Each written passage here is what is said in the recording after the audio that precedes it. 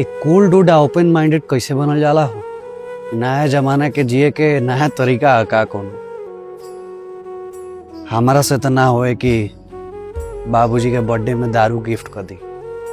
Gift तो छोड़ा यार, आदमी को केको तक ना कटवा पावे।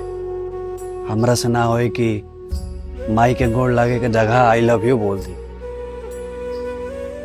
हमारा तो आज नया लड़की से बात करे में डर लगेला यार। ना बुझाला कि कौना रंग में कौन रंग फेटाई तो कपड़ा फैशनदार हो जाई। सूट वूट के जमाना में तो हमरा अभियो ही हवाई चप्पल आरामदायक लगेला।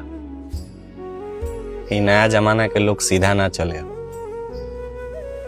झांकत चलेला, देखत चलेला कि फलानवा कैसे रहता कैसे जियता।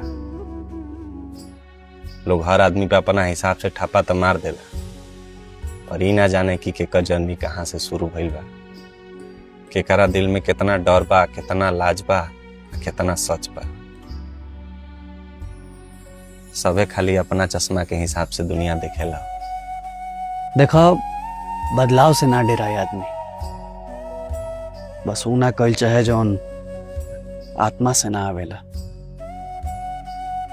अपडेट आ बदलाव में यह तो अंतर बा कि अपडेट बेहतर बनावेला, बदलाव आत्मा मार डालेला। कहते बड़ा, हमरा तो लागेला कि फुल डूड कपड़ा से ना दिमाग से होके चाहिए, ओपन माइंडेड सोच से होके के चाहिए, स्टेटस से ना। सिंपल जीवन, उच्च विचार, भगवान इतना करस, खुश रहो घर परिवार।